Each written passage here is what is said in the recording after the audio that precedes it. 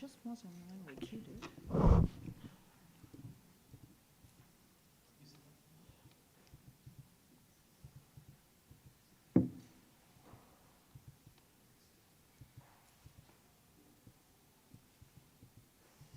Not everybody can see that.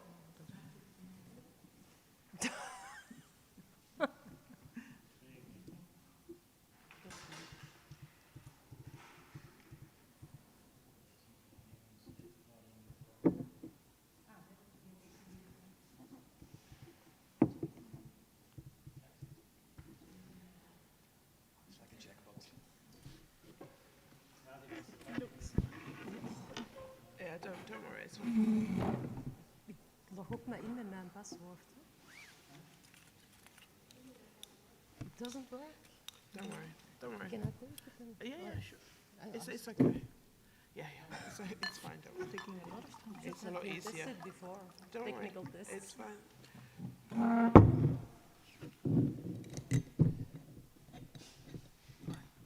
this is not working for me. No. I go back to you, I think. Yeah, I go back to you. Yeah.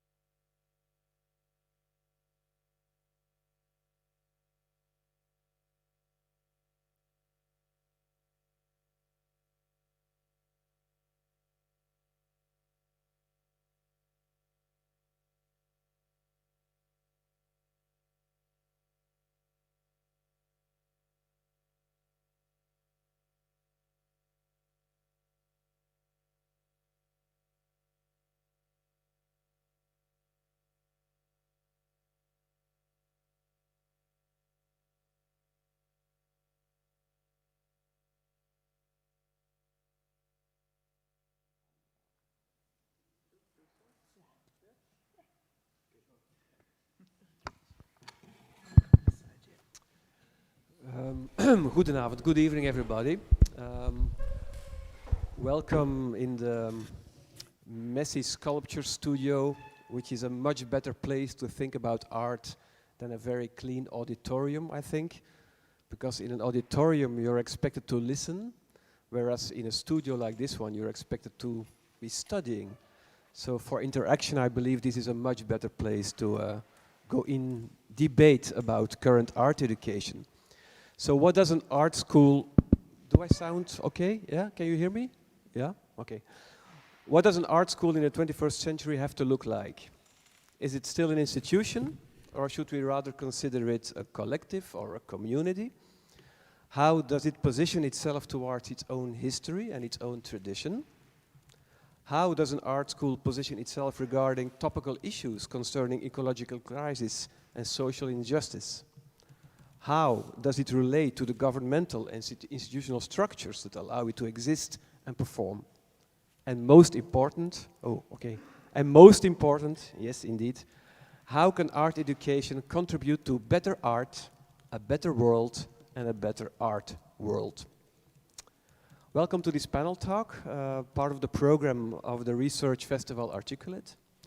And tonight we will discuss on the future of art education and how it deals with current state of affairs like the post-pandemic, climate transition, shifting ideologies, identity wars, and so on. How will the Academy as an art institute rooted in the past cope with the challenges of today and of the future?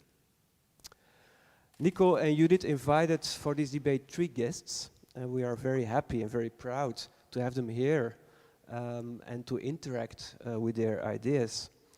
We have Sepake Angiama. She's an artistic director of the Institute of International Visual Arts in London, hosted at the Stuart Hall Library. Welcome. We have Blanga Gubbay, who currently works in Brussels as a curator, an educator, and a co-director of the Kunstenfestival des Arts. Welcome, Daniel. And we have Gabriëlle Schleijpen. She's the artistic director of the Dutch Art Institute in Arnhem, which she transformed years ago in the Roaming Academy. Thank you very much for being here as well. All these 3 people have experimented with new forms of education, programming, curating, and researching. And we're so happy that they're here with us to share their experiences and expertise concerning art, education, and artistic research, and to inform us about how they deal with that, and also inspire us about this. All of this kind of is covered by Expanded and Expanding Academy. A few years ago, when I started here as a dean, I was vaguely planning to have a postgraduate program on artist curating and artist publishing. But after talking to Nico, it became clear to us that it should be a more fluid and a more innovative program. And Nico, together with Judith Wielander, decided to work on a kind of undefined, flexible program, which we together labeled first as Expanded Academy and then later on as Expanding Academy, which makes it even more fluid and undefined. I suggest the following. Firstly, that Sepake, Daniel, and Gabriëlle first briefly present themselves, their activities, and also the organizations which they are affiliated with. Then afterwards, I suggest that Nico and Judith elaborate a bit on their own projects and Expanding Academy, how they see the program, how it connects with what they heard and saw before that, and how it will take concrete forms, because this is actually the first time we, in public, make it more like articulated. And then following this, I suggest that together with the people here today, we will have a debate, a discussion on how to proceed, on how to make the art school of today the art school of the future. So first I would like to give the floor to Gabriëlle. Please present yourself. I introduced you very briefly, but I will allow you to present yourself more in detail. Thank you so much, Johan. Thank you, Nico and Judith, for the invitation. I'm really honored also to be together with 2 people I admire, Sepake, who has been teaching at my program for a full year, or actually an interrupted year because the pandemic overruled everything we did, and Daniel, who has been a guest in the past. I'm also really excited to be in Antwerp because I lived here in the early 80s when I was still an artist myself and had just left an art program that I was very angry about. And at that time didn't know what to do with that anger and how to make it productive. That only came many years later, I have to say, because I first tried to be an artist myself in the days of the early 80s here in Antwerp, amongst other places. It's the first time I'm in the academy, because we circled around the academy when I was living here in those early 80s, but I never entered, actually, so it's quite exciting. Thank you for that as well. It's also interesting to be in a 350-year-old art school introducing the program that I've been working on for also nearly 20 years by now, which has decided to leave the stones and the walls and the building behind a few years ago. And just a few words of that. First of all, I said I have been working on that program. It's in a way true, because I am the one that sticked to it and sort of has the role of functioning as the backbone. But of course, the program has been built in conversation with many people, and it's really important to say that, because authorship in art education in itself is already an interesting idea. Who authors programs? The DAI for the program that I'm running is called the Dutch Art Institute. It's a name we inherited. Of course, a name that comes with a lot of problematics, but we decided to keep it because it was a bit the name of, let's say, the tiny village of Asterix and Obelix surrounded by Rome, because we were embedded in a large academy structure, University of the Arts structure in the Netherlands, which came out of a merger, and I think that's quite important to position my story a bit in opposition to what you have here, a very renowned art school in a city with a very long history as a port city, whereas the place where the DAI evolves from is very much in the rural domain. It's in the East Netherlands, and there were several tiny art schools that then were merged into one of these, let's say, huge art factories that are very typical for, I would say, the 90s, and they came into being very much in the 90s, maybe also in the 80s already in the UK, because the UK was always a bit ahead. So in, let's say, that quite violent movement of mergers, of schools getting together and becoming larger and more let's say, corporate in the way they were organized, we sort of had found an opportunity, we found a little niche to start to develop our program. In the course of 20 years, this program has changed a lot. I would say there is not 1 year of its existence where the curriculum was the same. So the students that apply to our program, at their introduction day, they will be introduced to some ideas that have been developed in the year before. That means that that idea of a long-standing tradition and also a brand is somewhat twisted. I wouldn't say entirely, because branding happens continuously, but it's somewhat twisted. The page I'm showing here, I picked on purpose. There are many stories and histories on our website. Many of the people that have been contributing with their incredible ideas and have been bringing programs, because actually our program is always inviting partners and partnering institutions. For example, Sepake came on the invitation of Casco art institute working for the Commons in Utrecht, who is a long-standing partner we work with, and we really trust their ideas. So if they bring Sepake, we trust that Casco and Sepake will bring something very interesting that we can also learn from. So in the year thereafter, we might have learned so much or unlearned so much that we again change the curriculum. And we find this important. It doesn't mean that everything is for grabs and we changed everything continuously. It happens in conversations very often with the students. So that's why I picked this page, because on this page, if you're interested, you can find a text written by students actually, and I think it's the best text on our website, where the students describe what they encounter in the program and how the program looks. Very briefly, something about the decision to leave buildings. To begin with, we were in the East Netherlands, as I said, in a rural area. In the whole competition of art schools, of course, cities are incredibly important. You go to study in London, you go to study in Paris, you go to study in New York. You don't go to the East Netherlands somewhere in a tiny town. It's very hard to invite people to come to a program there. Maybe I have to say, these days it would become much more interesting looking at Sepake and the conversation we had about locality. But at some point we decided that we wanted to give up on the idea of the city as the core attraction point of where you study.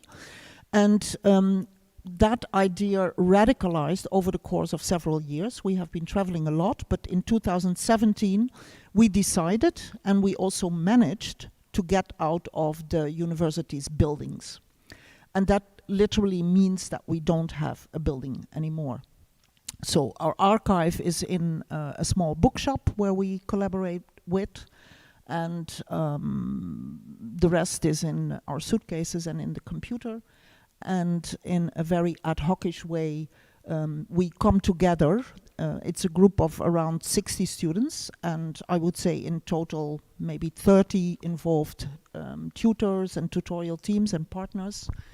And we bring chefs, and we bring people who organize, and we come together in places. And that can be like here in Cagliari in a park, but it can also be in a tiny village, again, somewhere in the countryside, in the Netherlands, for example. It can also be in a castle in France, where a great theater maker who recently deceased, I have to say, I'm sorry to say that, but has begun a residency place. So in a very ad hoc way.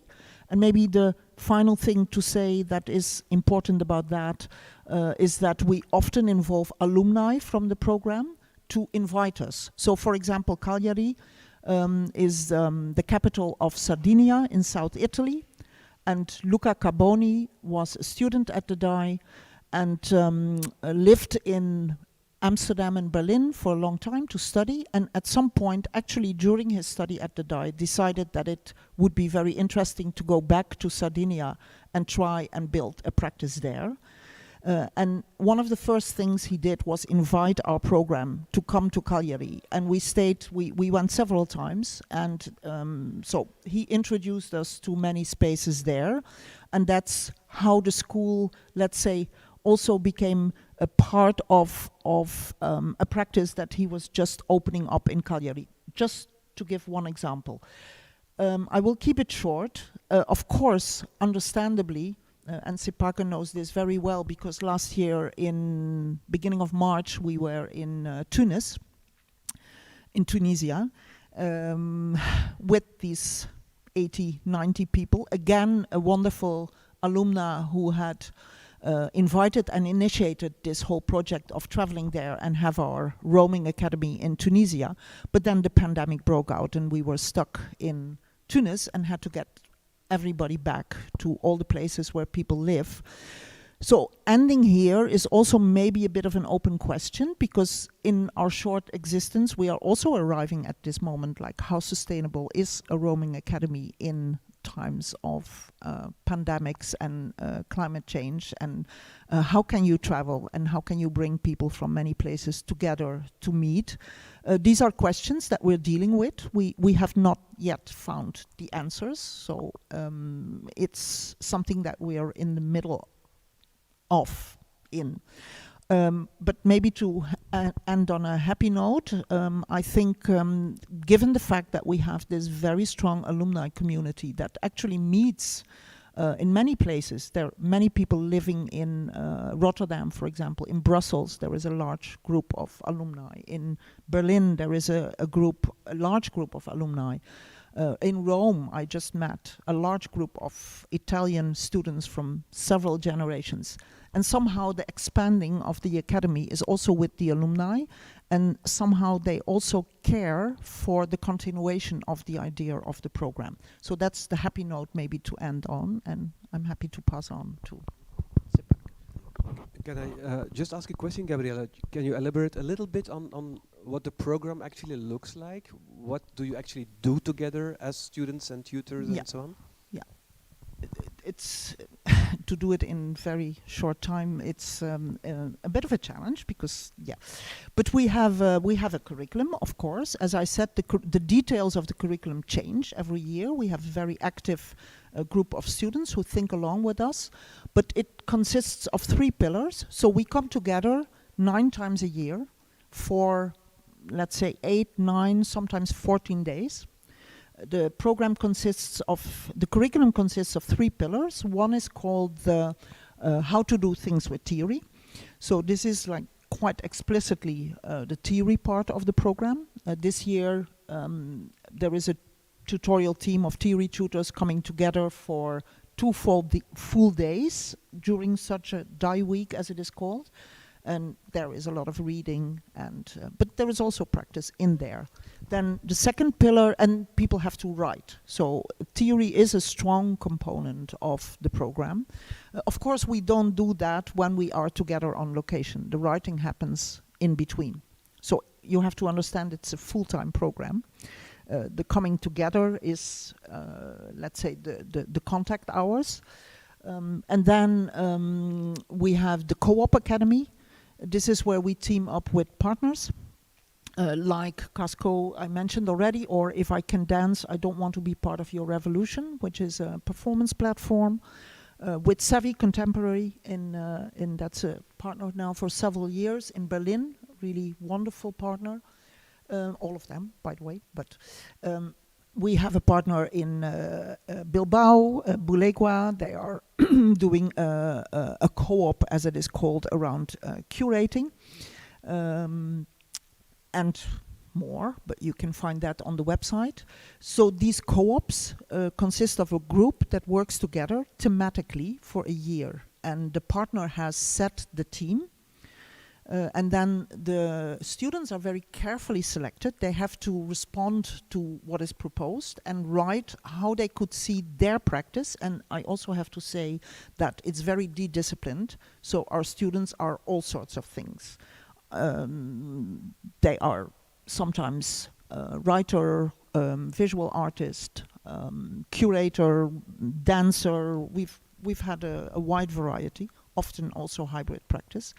And they come together in the co-op, and together for a year they work or they study together. That's actually what they do. And we explicitly ask the tutors not to come with a lesson that they already know and not to teach.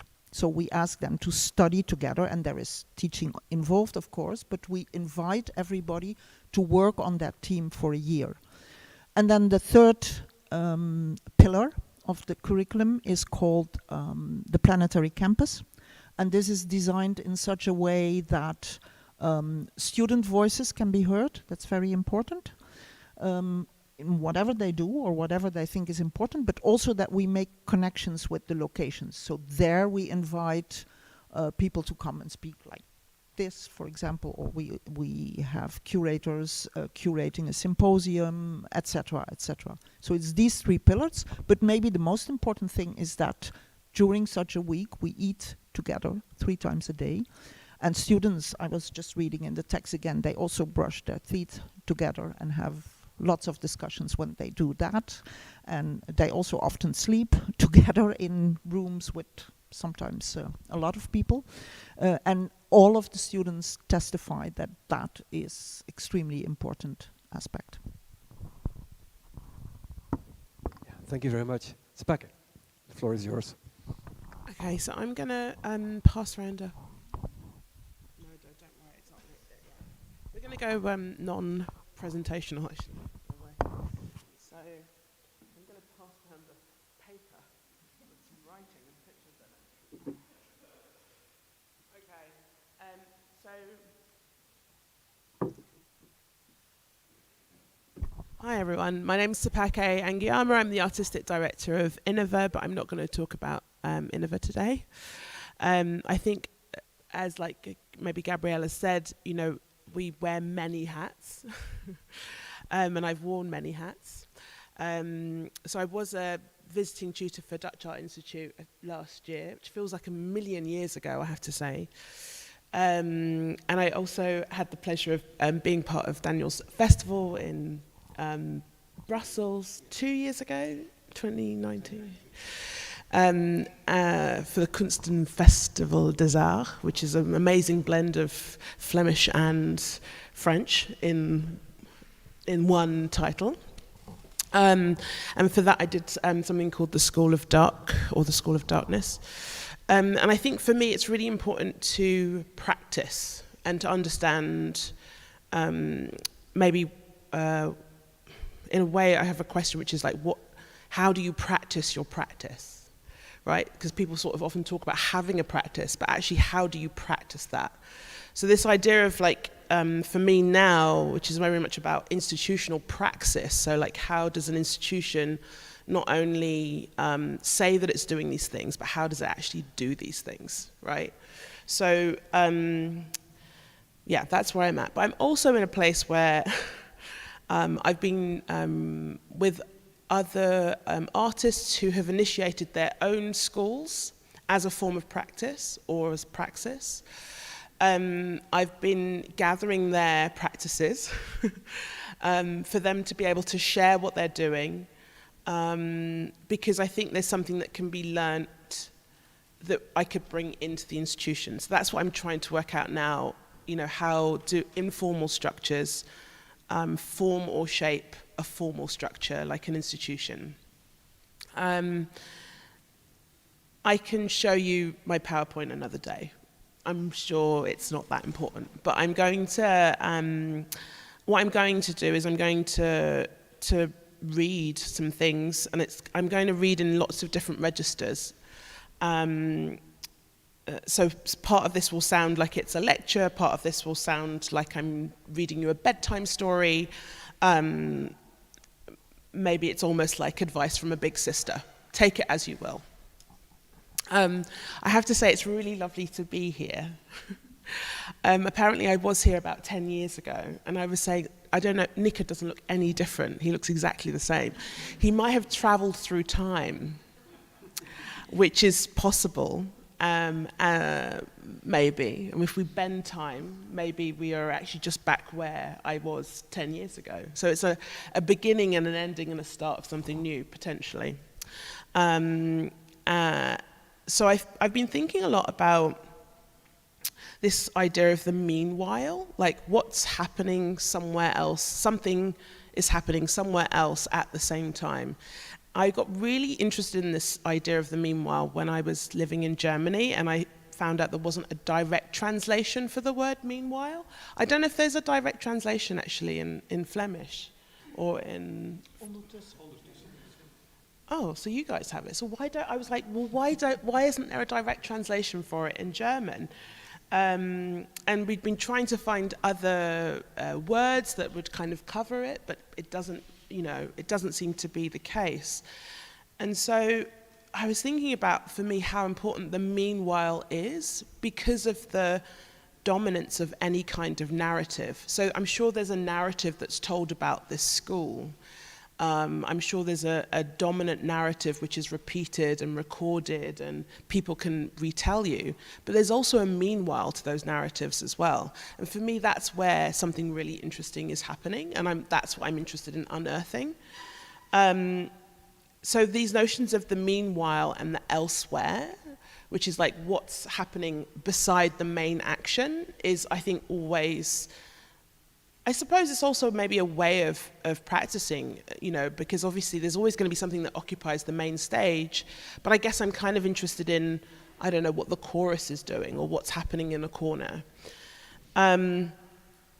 So what are the ideas that govern the way in which we relate to one another? What creates the social relationships that exist between parents and children, between governance and citizens, between doctors and patients, between a teacher and their students?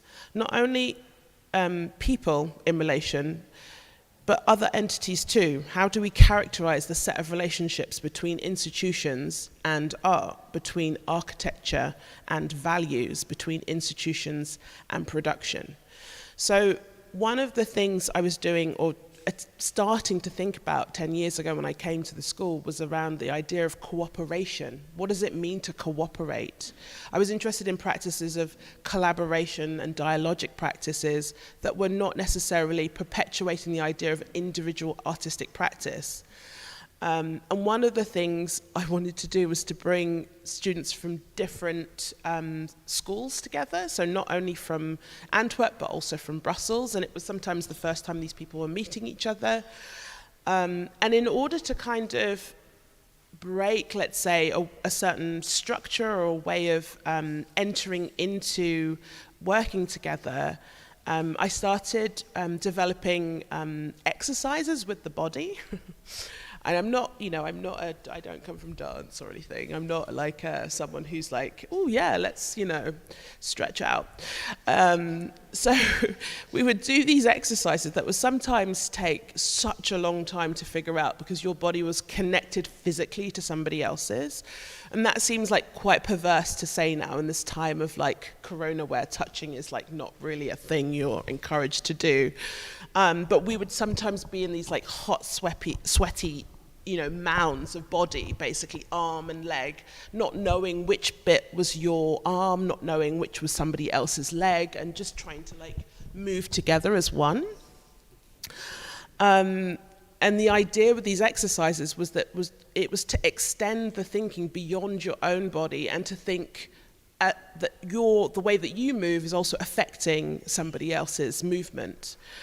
And I realized in that time of kind of thinking through the body of how much we're so in our heads a lot of the time. Like, you know, the fact that actually what we do when we do these talks is that we find a comfortable way for our bodies to be so that our heads can be focused on somebody else speaking, and you know, it's all kind of focused around here. But like, how does your bum feel? How do your toes feel? What are your fingers doing right now? How are the organs inside your body? And why is that important? Well, I think that we feel with so much, right? When we're sort of thinking, creating, and making, it's not just all about what's here, but it's about actually how our bodies respond. So that's like something that I think I've been working through Under the Mango Tree, which was really started through looking at the work of Rabindranath Tagore, and the fact that he was really fed up with assessment and testing as a way of proving knowledge, and wanted to find a way in which our bodies could be in relation to an environment, to nature, within nature, and set up these classrooms that were outside of the academy by planting mango seeds. And so these classrooms they're kind of dictated in a way, the sort of circular is dictated by the fact that the shade of the tree kind of creates a circle neatly for everyone to sit underneath. And usually the seat of the teacher or the professor is like a little bit raised, but there is this beautiful, I think, notion within that around circularity, around exchange.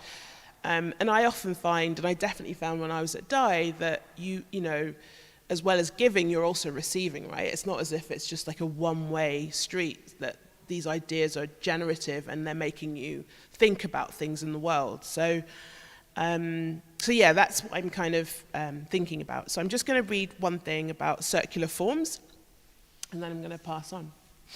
Okay. She wants to talk about circles, about forms that go around and come around, about circular forms that ripple, that return, that revolt and resonate, that curve, about bottoms and bellies and soft curvature and form. That pleasing line that comes around and goes around, that returns on itself, like the cupping of clay, and how a ball feels in your hand.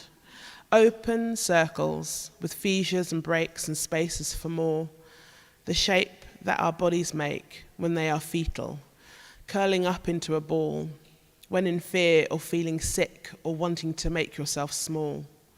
She wanted to think about the form that we make in the womb, the proximity between two bodies, the roundness of bowls, of columns, of the seduction of the curved wall, of the curved corner, of curved things, that line that goes around and comes around, that rolls, that repels, that rebounds, that relates.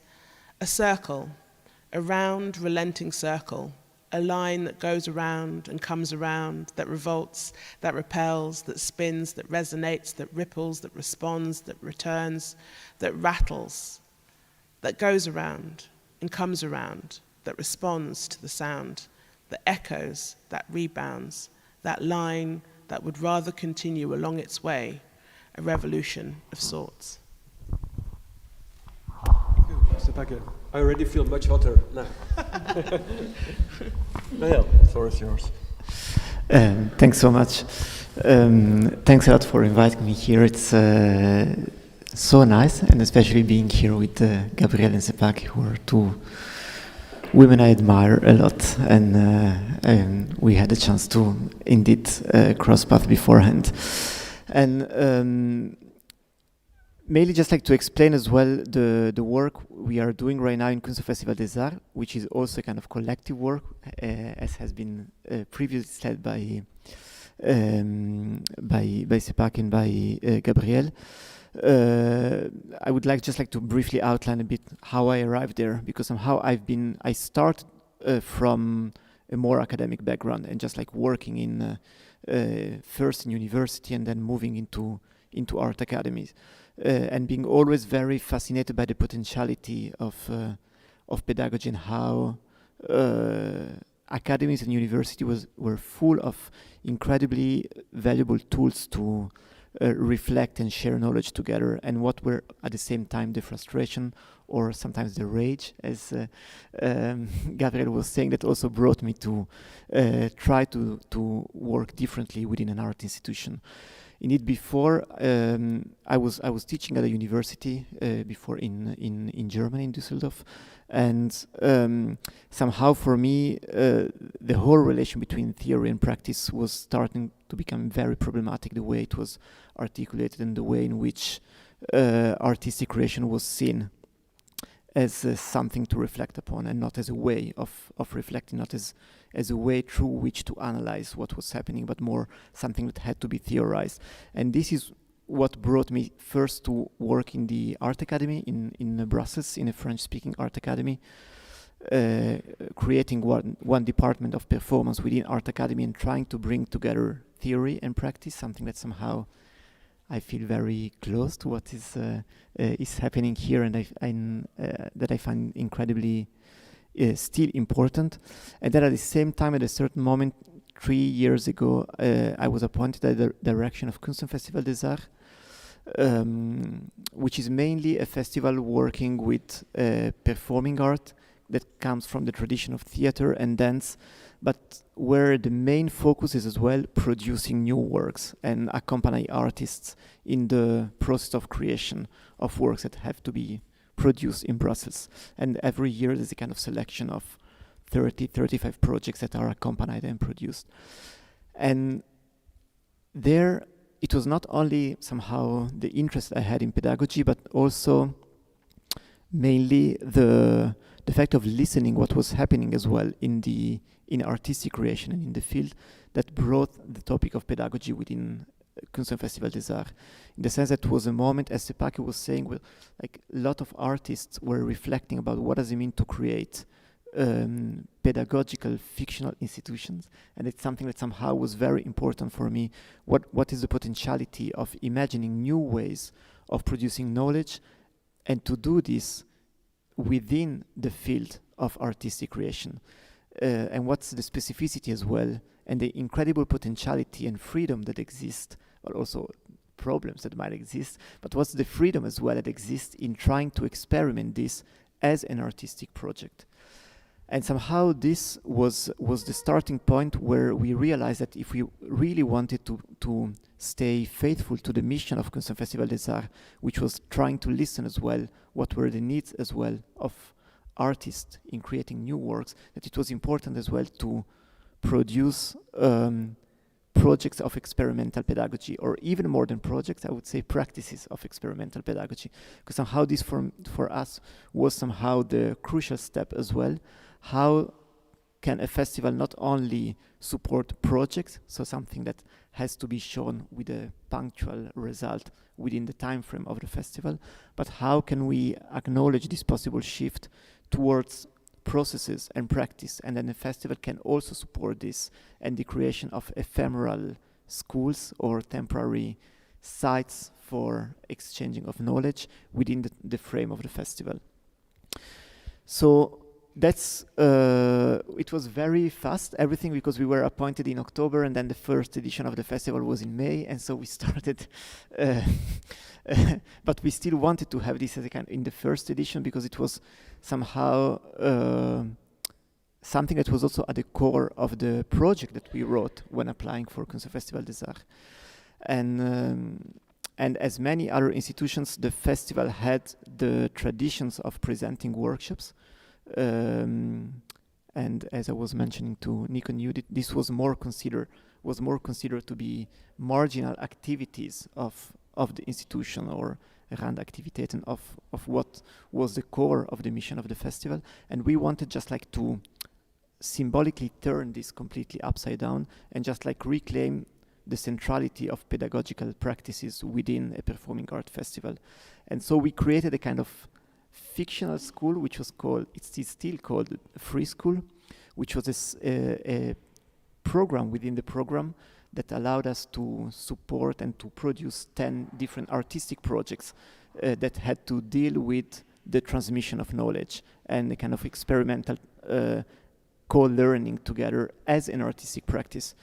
And I think that for us, it was always very important to reclaim that this is an artistic project. This is an artistic practice that is happening. It is not about the transmission of knowledge that happens on the side of an artistic practice, as very often it is conceived that somehow artists have their practice and then at the same time they share or they organize workshops as a way to convey as well part of the practice, but that the sharing of practice is in itself an artistic practice, is in itself a way through which the artistic practice exists as well.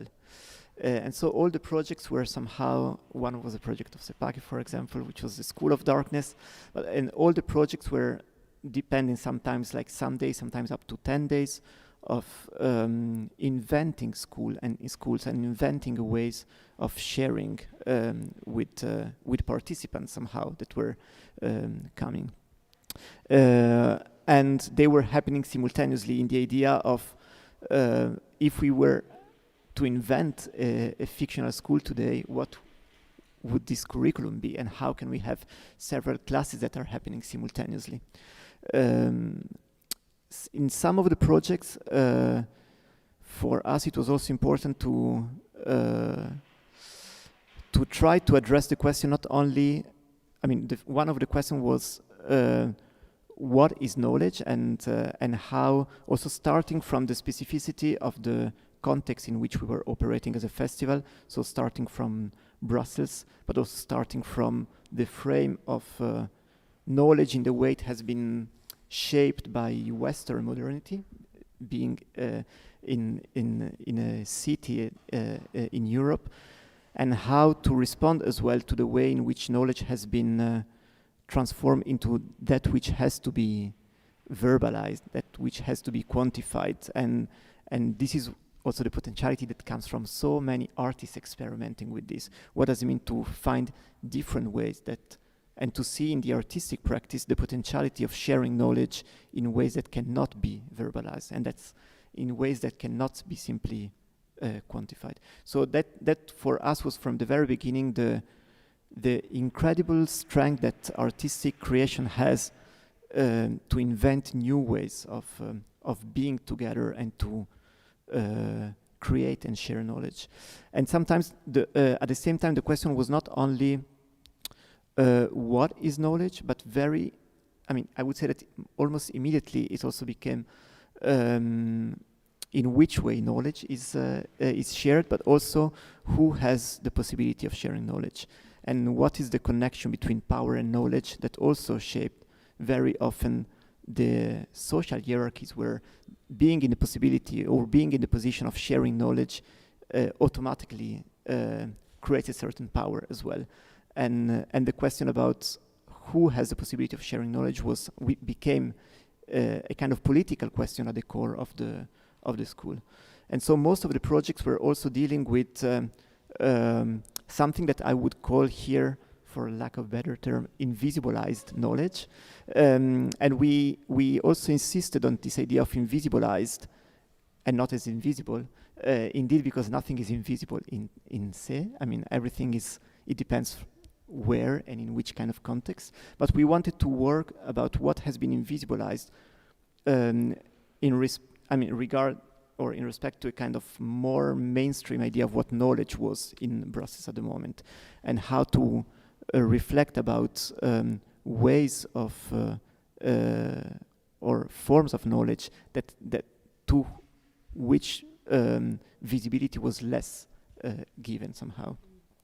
So most of the artistic projects were also reflecting on with whom we wanted to build these schools, also in Brussels. And maybe just like to give a couple of examples. One was a project that we did with the same year of Sepake with Christian Jampeta, who's an artist who was building a project called École du Soir. And the title of the school comes from Usama Sambene and the idea that cinema can represent an evening school, that it's kind of popular way of learning. And Christian Jampeta, he was busy in a kind of long project of rewriting the history of Rwanda and more in general Central Africa, so Rwanda, Congo and Burundi. And he wanted to address this, raising the question specifically in Belgium as well about who wrote the history of Central Africa and in which way the colonial history has been written, and not only who but also how and what are the sources that are considered to be valid while writing history. And so he wanted to create a school where people could come together and share marginalized sources such as songs, poem or fragments of movie coming from the history of Rwanda, from the independence until the civil war, and the genocide, and trying to address how can we come together to rewrite poetically history, but also how to do it with people who are concerned by the history, and how to do it in a priority with people who self-identify as well in the Rwandese diaspora in Brussels.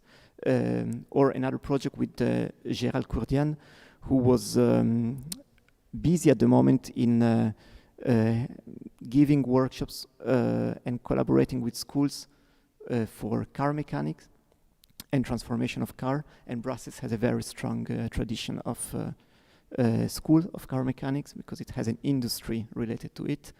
And these are schools where normally students between 14 and 18, 19 are part of the school, and to whom very often the knowledge that they have is very often not recognized, almost always not recognized as a form of knowledge. What does it mean to transform a car? What does it mean to have this technical ability to create, starting from disassembling and assembling cars. And there was a whole workshop that was constructed in collaboration with the school, or a whole artistic project in collaboration with the school, about thinking about a future and a post-collapse future and post-capitalist future, starting from the transformation of cars. So what does it mean to think the future starting from the practice of using cars to build shelter for a future where Earth will not be a livable place anymore? And so how a kind of speculative reflection can start from the practice of disassembling and assembling cars. And the participants, which were the students between 14 and 18 years old, they were doing this whole trajectory, and then they were giving a workshop to the spectators of Kunst and Festival des Arts about what does it mean to think the future starting from the transformation of cars. So in a way, trying to reposition as well not only what does it mean knowledge, and that somehow transforming a car can be accompanied as a kind of process of self-aware of knowledge as well, but also what does it mean to reposition as well the hierarchy that exists within a kind of social construction and social hierarchy about what does it mean to have knowledge and not to have knowledge. And maybe to end up with a kind of more open question, which is also something we are very busy with. It's how these kind of processes can, or what is the responsibility of an institution such as a festival, which has a very punctual existence, because the festival exists 3 weeks per year, in May, and then somehow it goes back to a kind of more invisible activity. We work continuously for following editions, but after the first edition, we felt that something was complicated between the temporality of the festival and the temporality that these projects demanded, and also the responsibility that as an institution one might have in respect to a process that has been initiated by the institution.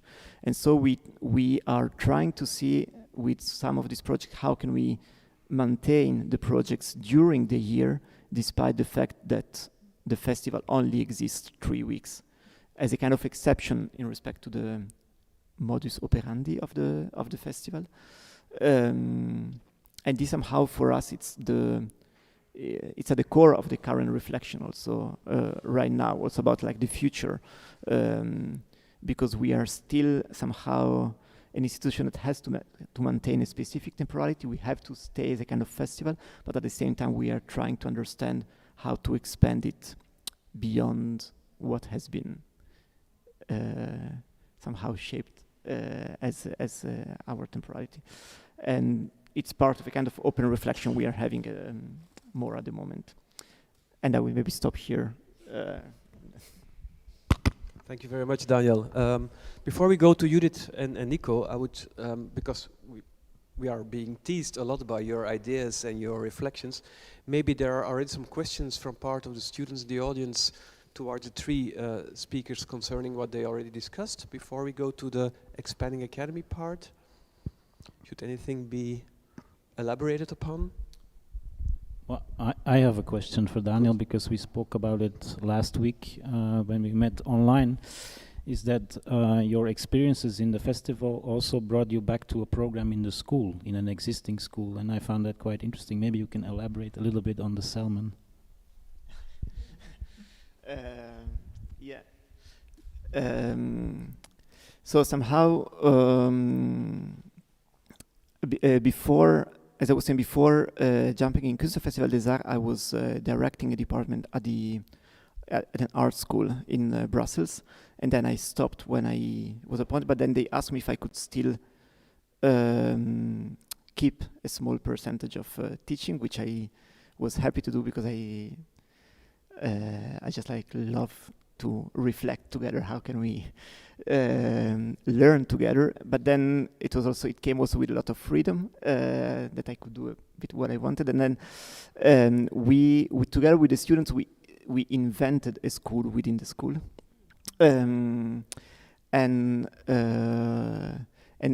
Actually, it's not that we invented, but more we are inventing, because somehow every week we are modifying, and this is like also very much what you were saying as well, how actually we are constantly in this organic process of deciding the way in which we want to learn together. And at the beginning, I just like initiated this kind of more frame and protocol, which we arrived to the name of the school, which is Contemporary Salmon. And this is like the name of the class and of the schools mainly. And it comes from a text of Anne-Françoise Schmidt, where she speaks about unknown objects. And she mainly says that in Western epistemology, we always look at objects or object of knowledge starting from a specific discipline through which we investigate the object.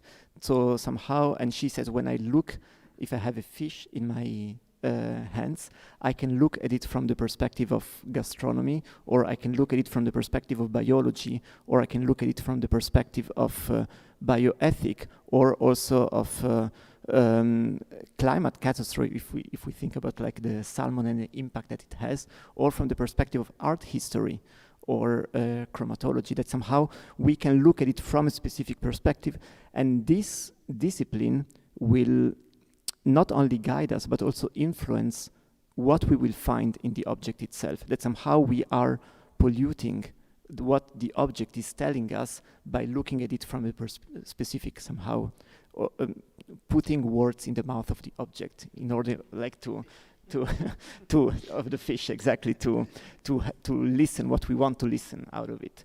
And then she raises the question, okay, what does it mean to look at it as a kind of contemporary object, which means an object that you encounter for the very first time in your life, that you have no idea about what this is, and that somehow you have to discover. You have no disciplines through which to look at it, but maybe exactly because you don't have disciplines, there will be new disciplines that will emerge from the object itself. And that's how we created Contemporary Salmon, which is the idea of every time we read text together, but also we have a lot of discussions, and then because they are students in performing arts, and every time one presents something, a kind of what we call a performative object, and then we have this kind of practice that now is very stratified. It's a kind of protocol in 5 different phases, and we look at the object as if we are encountering this for the very first time in our life. And so the question is no longer how is it, or what are the references, or is it good or bad? But the question is, what is it? I mean, what is the thing that is happening? And we try to do this kind of exercise, which is a fictional exercise, and we always insist on this, that we fictionalize the fact of forgetting that we know what the object is in order to expand, and this is also kind of terminology that we use, we expand its possible biographies, in the idea that every object has a life, and very, very often we describe it according to one biography, which is the way of telling one biography among many others that the same life has. And what we try to do is just like expanding the biographies of the object, just like listening to possible other biographies that are not present, or that are present meanwhile, to use a term that Sepake was so beautifully suggesting. So it's a lot of practicing of listening, and we did it in a way that, in a kind of very structured way, we have a kind of protocol, and every week this protocol is slightly modified, because every week we modify the terms that we want to use, because at the same time it has to be very structured in order to allow this uncertainty and this listening practice to happen. Beautiful, yeah. Are there any more questions about what already has been said or presented? Yes, Jackson. microphone maybe for, is there a flying microphone? No?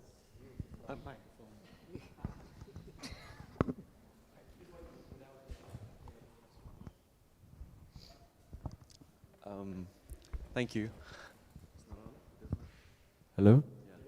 I have a question about DAI and about the research weeks. I was just wondering how the students negotiate their own practice with these intensive research weeks, and whether there's normally a sort of bleeding between the two, or they perhaps try and keep it quite distinct, and there's these 9 visits where they devote themselves to this one research, and then they return to their own practice, and obviously there will be something that you take back, but whether they actively try and merge them or keep them distinct.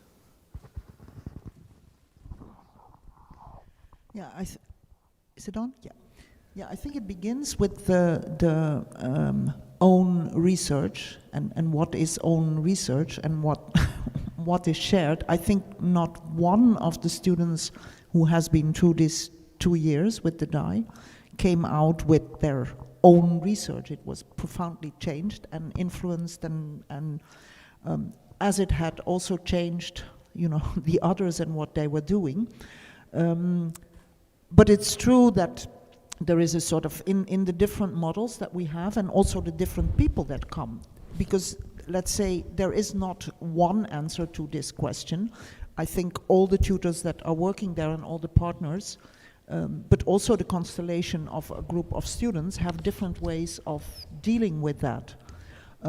But in general, I would say that it's really a space where praxis and practices transgress. People come out and have sometimes found very different ways of working. It's not something that we're putting top down on people, but it's something that happens a lot. But again, like now, for example, we have a student, Marilou from Mozambique, who is in a project with a Bulgarian tutor who is very much interested in spirituality. And in the first 2 meetings, they really clashed, really clashed.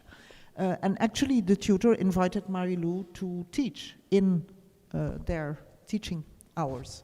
And at the end of the year, they really both said, and they will continue next year, that they both had completely changed their ideas and learned from each other.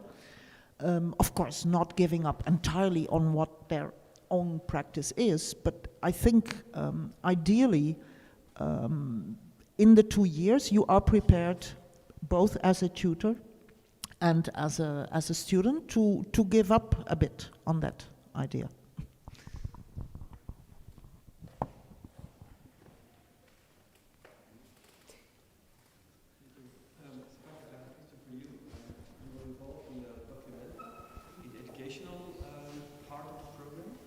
Can you explain a bit how education and documentary? You were involved in the educational part of Documenta. Halloween. No, you were involved in the educational platform of Documenta 14. Can you explain a bit how this involvement also inspired you in talking about art education like you did? Yeah, so actually it was in Documenta that this unraveling of education, or thinking about art education, began. Mostly because I think, you know, Documenta is a place in which you notice, you know, after this exhibition takes place, the kind of reproduction of ideas that happen in other institutions. So ideas that come up in Documenta, you start to see the ripple of that effect of that project. So I was then really, I guess at that time, for whatever reason, I think maybe just where we were in terms of artistic discourses, trying to think through these processes of decolonization and what does that actually mean in Europe, especially a place like Kassel where there is a question as to what was colonized from, so not to know this history, then you have to talk about decolonization.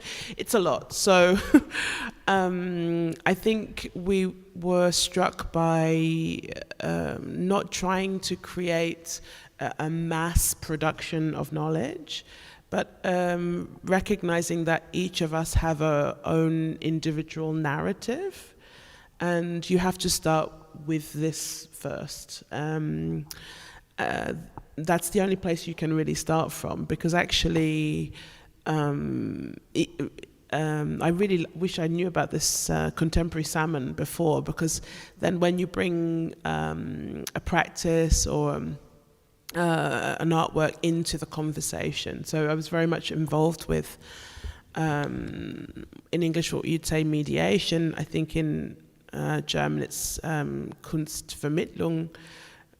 In Belgian I think Kunstbemiddeling. Yeah.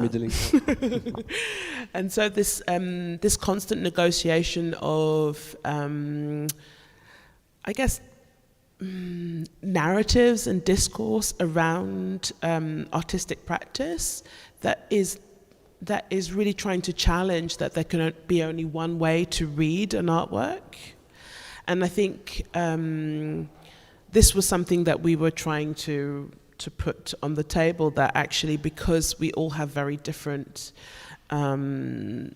narratives that we're bringing to an object or to a work, that I might read something completely different from what you might read in that work, and that by voicing that we might also find potentially some common ground, but we might also completely disagree. But it's in that space of that constant negotiation, for me, which is where this learning and unlearning is happening. This kind of constant raveling and unraveling. So, but also to recognize the kind of entanglement within any practice, right? Because we're carrying certain sets of values, even in the material, obviously, choices that we're making, in the kinds of narratives that we're reproducing or telling. Even if some of you might think that you're making something original, that's also a certain kind of narrative. So, you know, to just really, I think, unpick all of that, which was actually also a kind of undoing of myself as well. Because while you're in this process of kind of trying to unlearn, you also realize how much you hold what you value and what you kind of are. Because I had this idea that I was outside of the art world, you know. I was an outsider, and it's not true, sadly. I'm trying to work out how to. Well, I'm thinking I'm going to be an escapologist. I'm going to escape the art world, but yeah. Okay, I like this idea of education as negotiation. Basically, it's a far more interesting word. Basically, and more interactive. Good. Now I give the floor to Judith and Nico. To elaborate a little bit on Expanding Academy and how it relates to some of the topics already raised here today. Yeah, I wanted maybe a little bit also tell how we have started Expanding Academy, because I'm an independent curator based in Brussels, and I'm working very much focusing on the intersection of art and social engagement. And I was collaborating with Nico since many years. We know each other since many years. And Nico was proposing me to develop with him a program here in the frame of the Academy, which I found very interesting, because I have never worked till now in an academy, so it was for me quite a new experience. And because I'm really coming from curating, and I'm very much working in the institutional context, not with, I'm not an exhibition maker, but I'm rather really working with artists that are initiating outside of the institutional context, long-term projects that are responding to urgent questions today, like related to environmental issues, to alternative economies, to gender violence questions, or they are developing also new forms of pedagogical practices. So for me it was always very interesting, the dialogue with the institution, also how to bring back these kind of practices that are developed outside and are really facing a real questions of reality into the institutional context, and how this kind of practices can in a certain way also have an impact on our museums, on our institutions, and how they can also reshape the institutions, and maybe also invent together with them a completely different narrative, or a different formats also, where these other needs of narration can exist and also expand inside the institution. And when Nico invited me, for me it was very important also to ask, to bring up this question also, what does we need in an academy also today? Are they already in a certain way in connection with this kind of practices, so that are really dealing with the social transformations? And in that sense, we were like developing together now a space where we can invite artists that are developing this kind of long-term practices and share these kind of practices with the students, and why not also collaborate with these processes and with these artists. So in the beginning, when there was the proposition also from Johan to develop a postmaster program, we were discussing a lot, is this an interesting frame, or is it a frame that gives us already a very precise direction? So there was a very good dialogue with Johan also to maybe to push the frame, and to give it a more character of research and experimentation. And in that sense, we started the Expanding Academy also as a research project, not anymore as a project that had the format of a postmaster program or a master program. So to create this free space in which we can have really we can share this experimental approach together with the artists, and also questioning constantly also how we want to exchange and how we want to learn together, because it would be really ideal also if there is like an approach that the artist who is invited to develop with us their project, to develop further the project over 2 years, really that they also have the possibility to invite the students that are changing also in a certain way their processes in this context also. So we started now our first collaboration with Otto Bonkanga, that has presented 2 weeks ago, made the presentation of her project Carve to Flow. And it was interesting because we invited her, that it's a project that has very, very different developments. She started it in Documenta in Athens, and then it traveled to very different institutions, because it's a project that is developing, was starting from a soap laboratory in Kassel, but is now going through collaborating with different institutions. It is also becoming a foundation that is working on circular economies. And this is always a very important, interesting aspect for me, that this kind of long-term practices developed by artists outside of the institutions very often are becoming itself new institutions. They are becoming foundations or becoming organizations that in a certain sense represent completely different reality also, to produce an artwork, but also to produce the artworks and its context, which is quite interesting also. And in that sense, they are also giving signals very often to museums also, how they have to reshape themselves also. And for us, this is a very important aspect also, thinking to the Expanding Academy, because in that sense, we want to expand also these frames in which we are, as artists, we are producing today.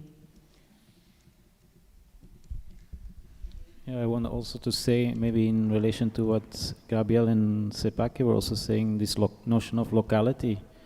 For us, it was also quite interesting to know that Ottobong lives around the corner. I mean, she's from Antwerp, but that she never was engaged or involved in an art academy. So we thought, like, why should we not invite her and bring this locality and all that knowledge inside of this locality, this school? What is also interesting, and this happened 2 weeks ago, that when she came for the first time to the school, that after a week of studio visits, she also said, like, before we start up any project, I want to see more students. I want to scan the school. I want to know what is going on, what these people think, in order then to develop a project with them that makes sense. Not to come with a predetermined project of herself. So I think it's interesting how it slowly starts to evolve. And I think for us, it was also in developing the program very important to bring in practices. So to not ask Ottobong or anybody else to come here as a teacher, to say, like, on top of your work, we now invite you to come and teach in an art academy. No, we just want you to do your work, as you always do, and just share it, like open it up to another context, which is the context of the art academy. Another question is also, which is for us very important, and therefore we host this panel today, is also to develop this program not in an isolated way, but really in dialogue with many other projects that can be other schools or other programs that are conceived for artists or curators, but also institutions that are in a certain way also rethinking how we are learning, because also, as Daniel was saying, it's it's interesting that a temporary festival is really questioning how they can integrate again an experimental context of learning. So in this sense, for us, it's very important to be in partnership and to be in dialogue with other realities that are working on experimental education. This is for sure one important aspect, and for that also is for us a big pleasure today to be already in dialogue, to having this first public discussion in dialogue with such interesting programs also. Yes, my main question now immediately would be, Nico and Judith, how Expanding Academy is and will be relating to the fixed structure of the curriculum, which already exists for quite a long time, which is a fixed building, a fixed program, fixed studios, fixed courses, and so on. Because we're not planning to abolish the school, but to add some things to the school. But this addition, how, in your opinion, will that work? Because we're not like we are transforming by adding or something. But I think it's already the notion expanding that is for us so important also, because we are in a certain way, we are not doing, we don't want to redo the same thing that are well-structured courses here of the academy doing, but in a certain way we are interested also in the in-between, and really also to question, there is always this very this counterpoint in between practice and theory, and for us this is really a space also where theory can really be embedded in the practice, and we think this could start from calling artists in, unfolding their practice, and then interact also with the other field of knowledge that they are addressing.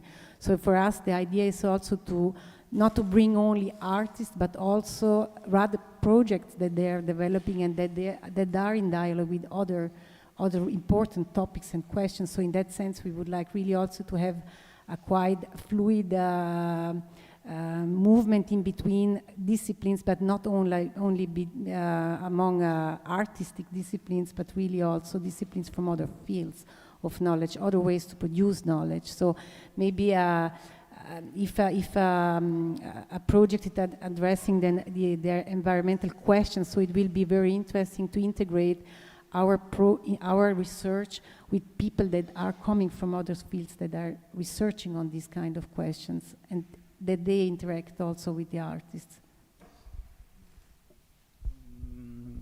For me, in developing the project, I always go back to my friendship with Jonas Friedman, because what I learned from him as an architect was that he was always convinced that you work with what already exists. And so for me, this is very important also in how you operate in a school. Like, I'm not so interested in developing something new, but more to see what is already there and how can you, with what is already there, make new relations or kind of shifts slightly the perspective in order to further develop something. So I think that's why I was very happy that Otto Bong said, I want to scan it more, I want to understand what is already there, and then see how we as a team can then interact with what is already there and support it. So I think the program is much more there for supporting them yeah, work from there. Maybe another aspect is also the fact that we are not now a master program or a post-master program. We have the possibility to invite all students from very different courses or from different years to participate. This is also something that we have this freedom to do. So this can be students, but this can be also people from outside in a certain way, that there is the idea also really of collaboration and about collective working, but also about the collectivity. So also who is outside from the academy that we can bring in the academy. So it's a transversal way of collaborating that maybe is quite a opportunity in the sense that we have.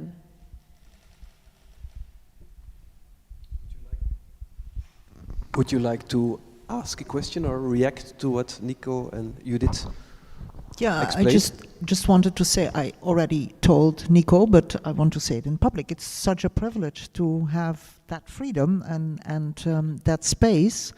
Maybe referring it back a bit to the story about DAI, which sounds like very free, but it's really embedded in a university structure. So it also comes with a lot of conditions, and we have to work around that. So I think the space that you have been offered, also not having to recruit students, but just offer a program as a gift and invite people is a fantastic privilege, not only for you and the school, but also for the students, just to make a bit of publicity. For me, it's just like listening to you. I also find it like an incredible, rich possibility to have such a program, and and when you were speaking about the name of the program, I found it like so interesting as well how it shifted from the expanded academy to the expanding academy, also putting the accent as well about its unfinished nature, which I really hope and wish it can stay like this. This for me, it's always a kind of it's the best somehow wish you can make to a project, now that it stays alive and it will be taken care of by you, but also by the participants themselves. And what does it mean? And that somehow, when you were mentioning the name the first time, I had to think as well, indeed, about the architecture of an academy, and what does it mean as well to live with what exists as well there as a kind of building, which is also a super important element to recognize. And the first time you mentioned this to me, I had in mind the image of the expanding foam. I mean, this foam that you put in the holes to create cracks and to somehow open up spaces as well within the building itself, as something that exists within the building, but at the same time that opens up something that was there, but at the same time that is expanded from. And I like a lot as well, always while thinking about pedagogy, about what is the architecture, but also even more important, what is the void that is left there. What are the empty spaces that are created in order for something that we cannot foresee, we cannot plan, can emerge in a completely unpredictable way, and the continuous labor about taking care of not creating something, but more creating the conditions for something to happen that we still don't know what will be, and the amount of work that it takes as well, not to occupy already with certainties what will be the future of the program, but just like trying to only set the condition for something that will be there, and it's what I find so passionating what you're doing also. Can I ask a question to you? Because I'm just realizing, I mean, I think just in reflection of what's being said about a program which is quite experimental, we don't really know what it is. Is there anybody that you needed to convince in order to have such a program as this? Or what was it? Was there something that Nico said that convinced you that you should have a program which is not, let's say, because I've taught in other places where they have also amazing names like Advanced Master or, you know, whatever name might be. And I guess I'm curious to understand what convinced you that such a program should exist, maybe. Just for those who are trying to convince others also, maybe. It came with a quite classical invitation from the director to make a postgraduate program, and then maybe the resistance of us to take that invitation in that sense, to say like, okay, we're gonna think about what could be a postmaster program. And then taking a year to convince one another how to solve, let's say, the problem between brackets to not do a postmaster program. And we had a few, let's say, conditions set to say like, we're not interested to have this program as something exclusive, like you have many applications, then you select 6 people, then you pay a quite substantial tuition, and then the tuition pays for the, or subsidizes the program. This we didn't like, so we said like, yeah, then what do we want then? And then slowly from conversations till now, because the program started a few weeks ago, we also don't have a clue where it will go. But for us it was interesting to do that conversation and to say it's not gonna be a postmaster, and let's think together, and still tomorrow think together what that could be. And I think it's very important also to think together with them what they need as a program. And Johan, you are not afraid that you are welcoming a Trojan horse?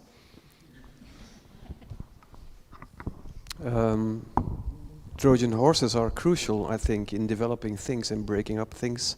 But basically, my first feeling of the need for a postgraduate thing was actually by looking back in the end of the 19th century. In this school there was the Hoger Instituut voor Schone Kunsten, which was the National Higher Institute for the Fine Arts, which actually was a postmaster program in this school, and which was actually here in the academy. Which you probably know as the HISC. The HISC. The HISC. The HISC, yes, the HISC. And it was actually here. It was embedded within our academy, and then it left for Ghent. And I've always felt a little bit frustrated about that. Why did we let that go, that HISC, which was part of this school, basically? So the moment I got appointed dean, I was like, revenge. No, not like revenge, but we need something to replace it. Some post-program that allows our students to continue their research, because that was the HISC is all about. It's about continuing your artistic research after your master. Because I feel a lot of times when I talk to students that the master is not the end, it's only the beginning. And a lot of graduate students wish to continue their work within the school, researching, learning, being part of the community. But we did not have such a thing anymore since the HISC left to Ghent. That's why I proposed Nico to develop a postgraduate program. And as I told you, I was thinking in the direction of curating publishing by artists, because I feel that's a blind spot within the school, but then in conversation with Nico and afterwards with Judith, we decided on to make it something more flexible and undefined, which became Expanding Academy. But still I'm a bit worried because of course every educational program also has a business model, and this project has not. There is not a business model. So for the moment the whole project is financed by research budget. That's also why we call it a research platform. And we of course expand the idea of research incredibly to the point to where is it still research or does it become education? It's like the blind field in between the two, which is of course a radically interesting field. But to me, of course, that also poses some issues for the future. Will we be able to keep on funding this free program, because nobody pays a tuition fee, in the future? And how long we'll be able to stretch that position? That's for us to find out. That's also a challenge. The economical aspect of education is not being discussed today, but most postgraduate programs ask a high fee. Where there is but none I think, here. yeah, but I think also it was a very interesting process to arrive to define now the Expanding Academy, and it was thanks also because we were saying how are we integrating in the academy itself, and how we are getting in contact with the other things. And I think we started with an amazing dialogue also about what is research, because we were discussing with Johan, with Els, about the conditions today to do research, and also how in these neoliberal times education is also in a certain way lacking of imagination, because this crisis of imagination is also connected to a wider crisis. So it was interesting to say how we can do research and how we can break a little bit these frames of the programs today to really to allow another research, and to allow the question of research, which is basic in an academy today. And it was interesting also with Els to find a way to allow this in a certain way. So for us, this is this empty space that then can be shaped and can constantly also be changed, because this is another condition that I think for such a program is very important, that we can say we invite these artists with these projects, and next year we do something, because maybe it's working well, it's not working, and how we can change this. And of course, in relation then to find also an economical model in that sense. In that way, I did not have to convince anybody. We just did it, basically, and we will see how it works. But apart from the business model, my second worrying, and hence my question to you, is the connection between the regular program and the Expanding Academy program. In my opinion, they should be completely interconnected, and that will be like a challenge to make them be like one in the future, and not like 2 or 3 separate things, isolated things. I think that will be a main challenge as well. And there may be some convincing will be needed, I guess.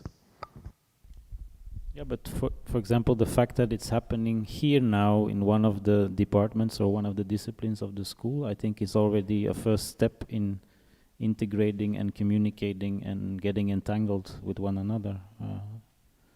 And that you're not really like an invasive or a different thing, you're just part of the same school. I mean, it's yeah, and also this weird hierarchy that as if research is something that comes as a crown on top of first study and then whatever, master, and then you have research. I think it's much more interesting to really start to ask the questions like everywhere. Because you will find much more interesting answers to that question, what research is. And like in art education, for 25 years, people are asking that question. It's getting very boring. So I think it's really great to just approach it from a very different perspective. Yeah.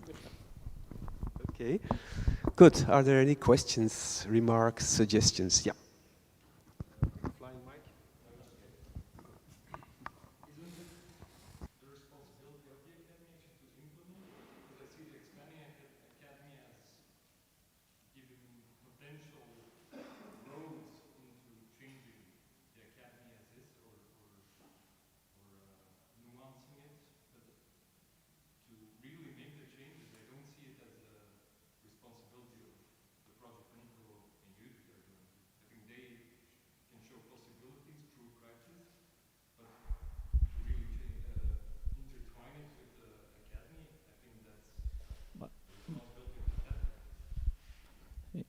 Yes, yeah, I agree. I think the what we can do is to provide or to give space, and then I think it's you as students or alumni or people involved in the school to make that change happen by using that space. I strongly believe that the ideal academy is an academy without teaching staff. It's just an academy with only learning people. So it's to give platform to you. You make the academy possible, I think. And what we try to do is maybe to, as Daniel was saying, make a crack in the existing building in order to have space for you to do this. And then I think over time, an academy changes, I believe. I was going to ask the question, who is the academy? Where is the academy?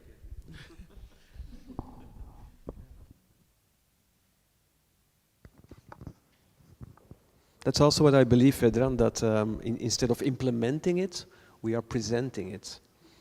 And whoever needs it or wants to use it will be able to use it. And gradually it will kind of, infect seems such a bad word here, but it will affect or have an effect on the broader structure, gradually, slowly. We have time. This school is 360 years old. We have some time, you know. It shouldn't happen tomorrow. Day after tomorrow is also fine to me, you know. Can I ask a question? I'd like to ask a question to you.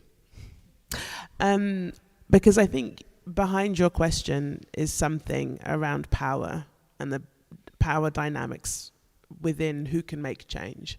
So I'm curious to know as to whether you feel that you have that power or agency, maybe, in order to affect change within the academy. This is something I'm thinking about in terms of how institutional practice also, can it follow artists as opposed to like trying to form or shape them? How can artists form or shape what the institution is? So my question is, do you feel that you have agency?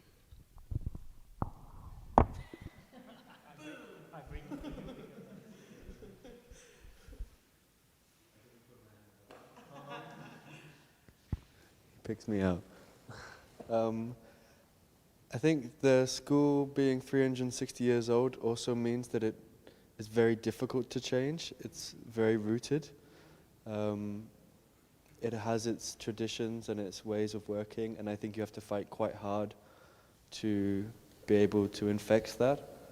There's definitely a willingness from a lot of people. I am constantly talking to people about initiatives and intentions within the school.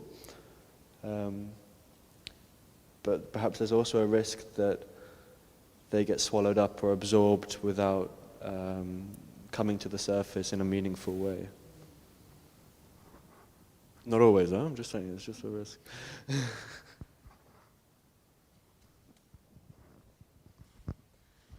Thank you. I think there can be power if there is collaboration, but I think, or I'm questioning it, that a lot is very much segmented, and this is a weakness. So I was thinking when you were talking about setting up a postgraduate program, etc., I don't think, it's my opinion, that this is the biggest need, but more to what you said, Nico, work with what is already there and set up collaborations with what is already there outside the academy bubble. And this is something that I'm questioning. How is it possible to have a connection from the specificity of an artistic practice with what exists already? And it's something I'm thinking about, and I think this can be power, but as long as it's segmented, everyone is like an island and there's not really changing something.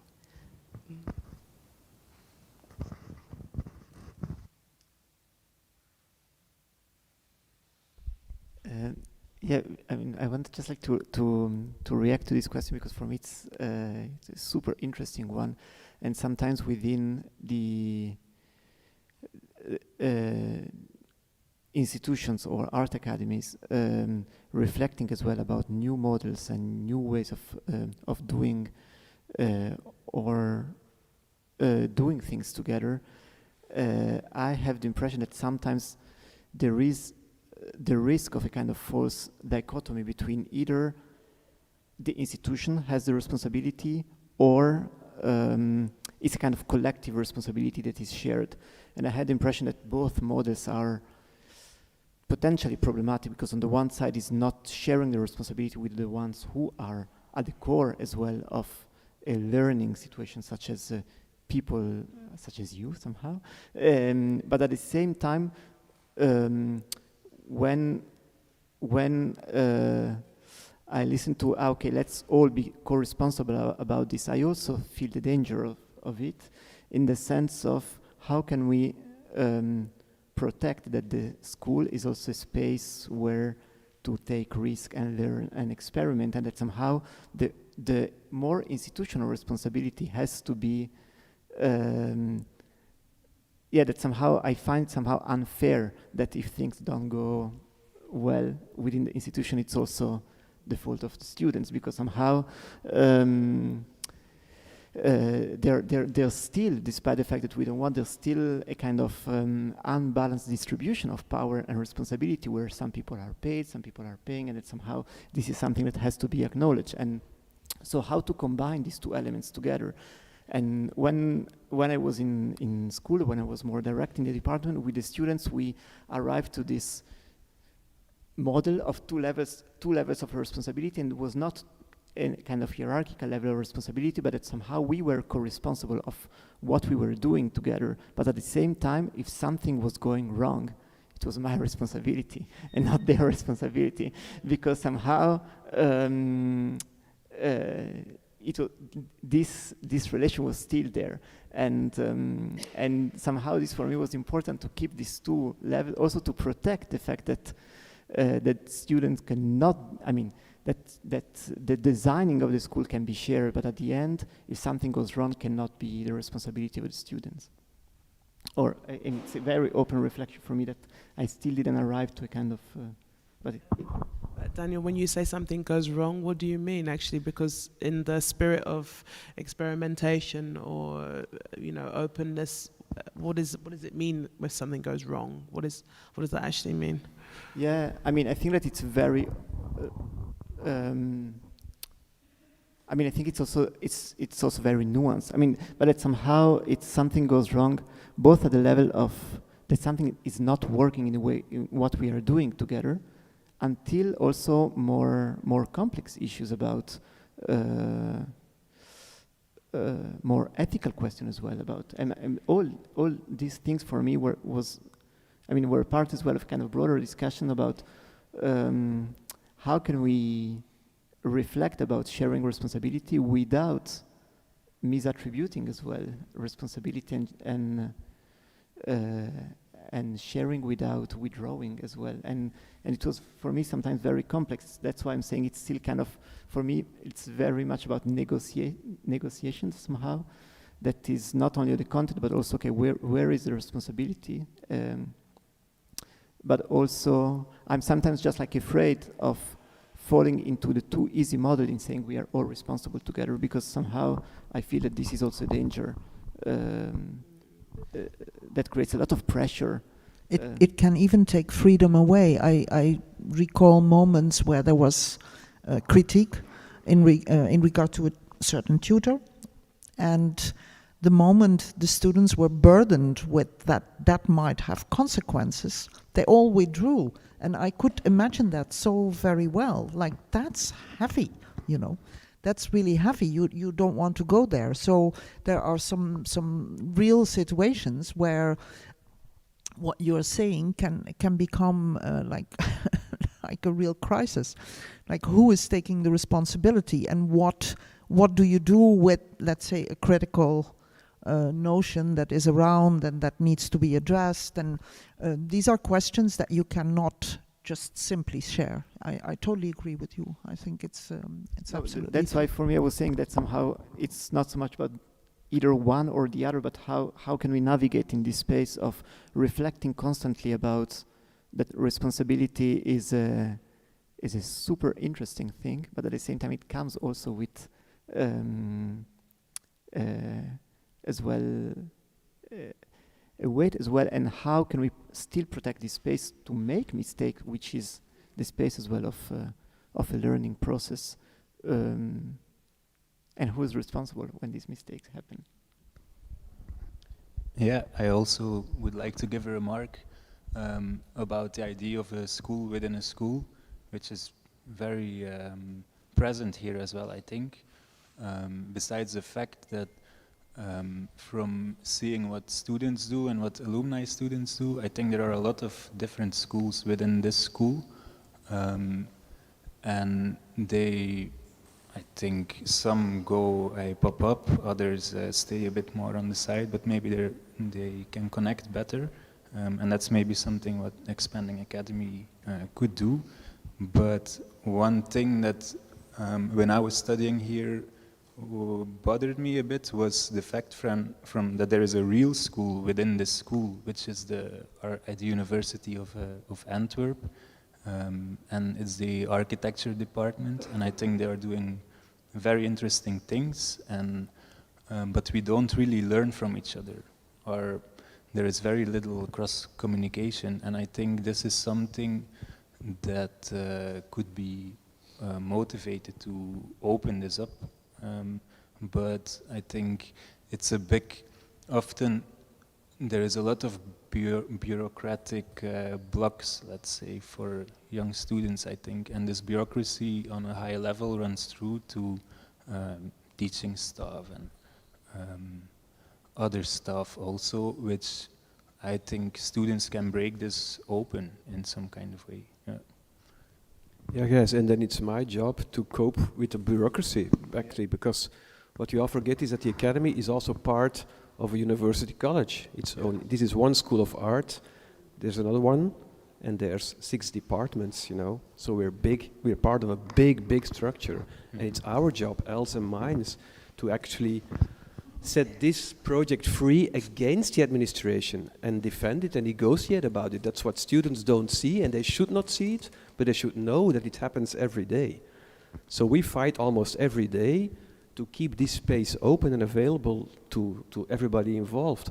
Talking about the university, we share this campus with Design Sciences of the Antwerp University. That's true, yes.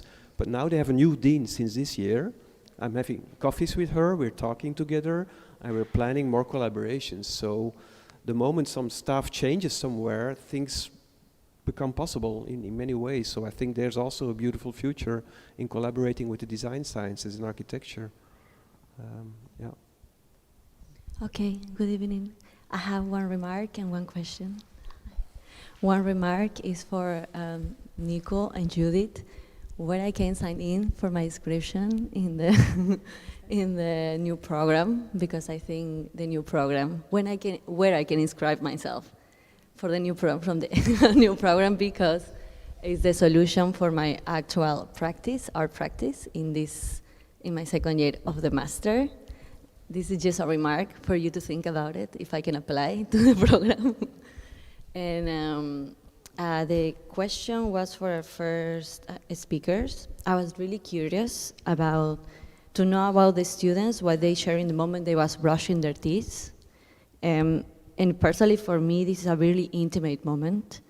And I want to know how this interaction was influenced in the moment the participants was brushing their teeth, because you mentioned they was kind of sharing a lot of thoughts. So I'm really curious, because maybe it's part of the program, maybe it's an important part of the social interaction, because personally for me, I'm not sure if I will dare to do it, but I'm really curious to know what they were sharing. So if I understood you correctly, you're going back to what I said about brushing their teeth together.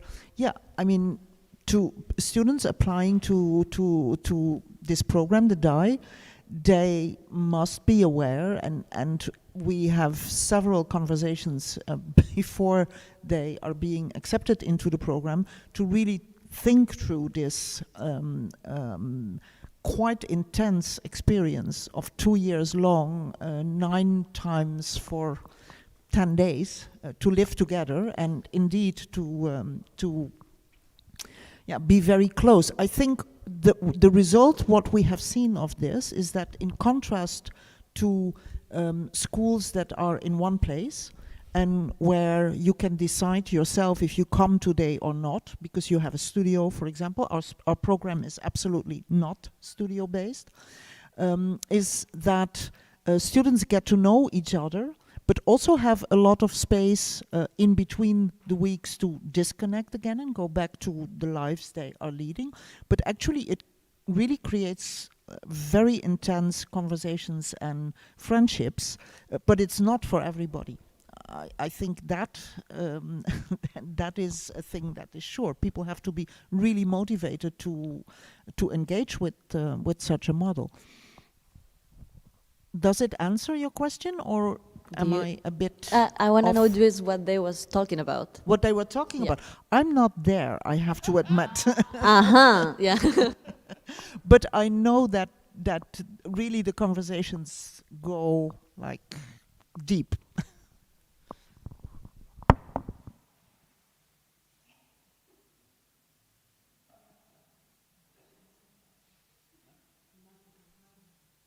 There is no subscription. Like there is no tuition and no...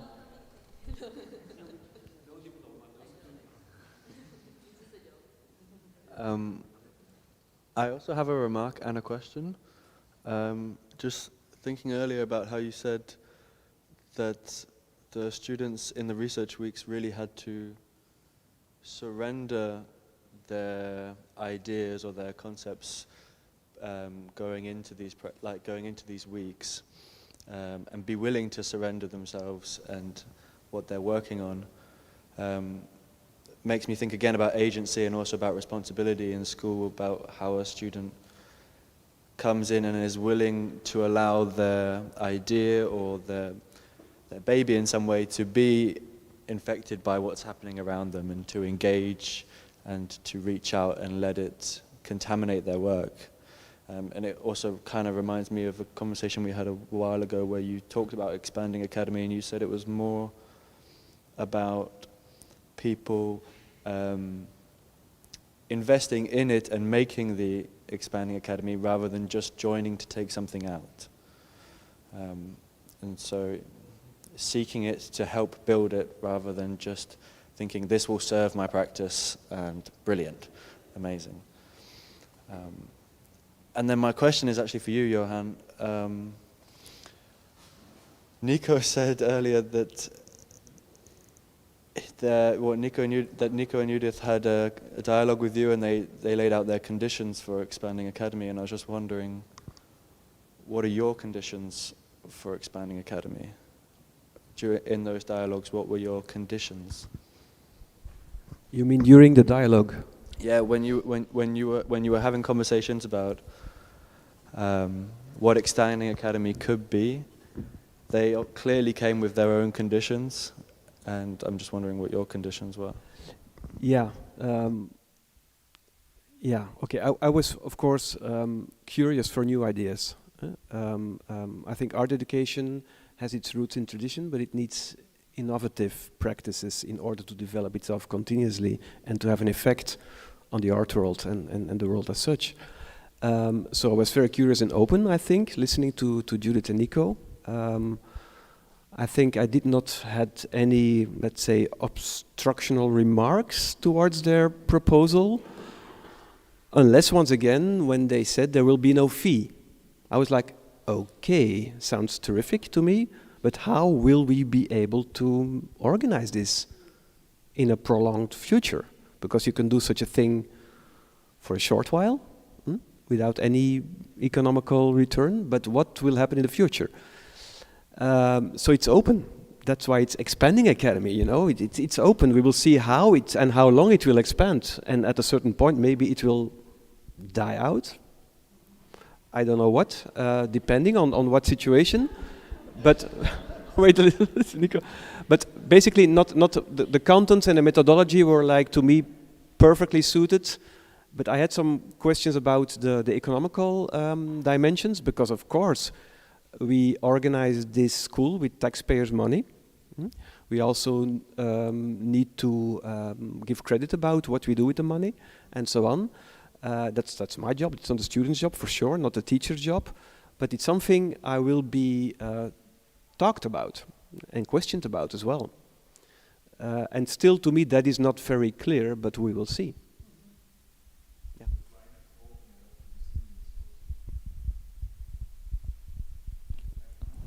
What? But this is what can happen now, huh? Like, no, I think the first solution to the fee problem is to say no subscription, because if there's no subscription, yeah, you don't need to pay for something if you're not subscribed. And I think now the school is giving the potentiality for the next 4 years to have this space through a research project. But I think it's also our responsibility with our network, me as an artist, she as a curator, to find also extra money, to find partners to support such a program. If, let's say, at a certain moment, the school cannot support it further. And this is where we can also use our networks and our, let's say, power to... but how the program evolves depends on the conversation with you. I would add also, because I think it's a very important question also that Johan raised, also the economical question, and also the meaning of research and the value of research. And I think also this could be also one important aspect that we have to face from the beginning on, that we say, why not we do a partnership with an economical department, and we discuss it from the beginning on how we can develop a different model. I don't know, I am used to work with artists that are working outside of the art context, and they're not following, they're not collaborating with galleries, or not in this market so embedded. So for them, this is a constant question of self-organization and rethinking models. How can I finance my project, which is not an exhibition or is not a catalog, but is something completely different. So then you start to look also who are you addressing to, and maybe to collaborate in a different way and to think economics differently. And I think this could be very interesting. For example, Ottobong, for her project Carve to Flow, is constantly rethinking also how she can finance her foundation, how she can finance actions that are not fitting in exhibition but has to be developed with another interlocutor. So it could be interesting that we say we need a workshop from now on with very open-minded young economists, and we think on a model.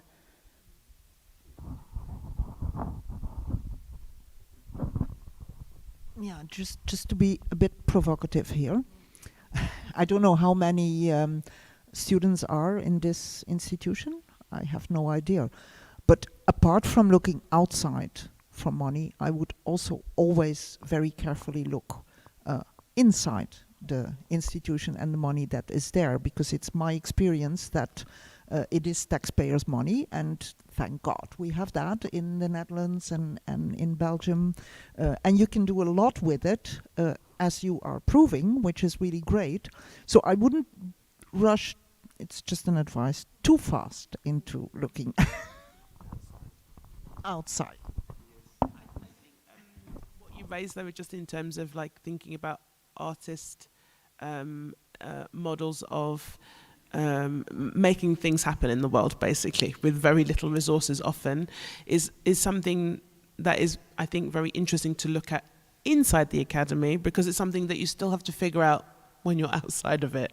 So, yeah, I was just thinking, even with like Under the Mango Tree, you know, the way in which we were able to finance the second one was some of us were able to get grants and funds from certain foundations, and then we would just share that with those that came from countries that didn't have grants and foundations. Or we had 2 students and their teacher that came from Puerto Rico to San Quiniquitan, and we asked people, could they share their air miles, for example, to get them there. So it's like, I think just trying, I mean, it's just, I mean, of course, maybe that's not a sustainable model in the future. I mean, it's how many times can I ask you for your air miles? But yeah, exactly. Maybe I'll make a little raft boat. But I just think that, you know, if there's enough will, often there's many ways to make something happen, and it's interesting to also be able to make something happen outside of the fiscal constraints that there are. So, I think this is great.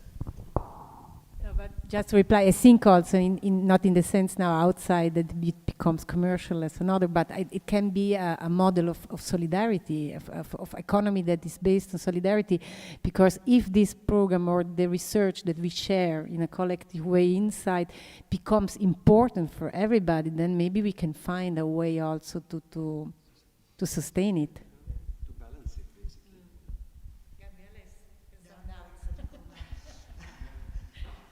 I've been fighting too long with the university about budget, so. Is the possibility to keep it going with research funds? Can it not be a model to be a research group? Because I also have the feeling that it can be an example what a research group is, because I find that the way it operates, the modus operandi, is way more open to students and public than other research groups. I think it's a nice way of presenting research. So I don't see a problem that it keeps continuing with the amount of the research. And actually, when you also have research, it embeds it immediately also in the academy in that way. You have an embedment, and it's you have actually made a way out of publicly make an open way of presenting research and helping the research enter the academy. Make the solutions already made.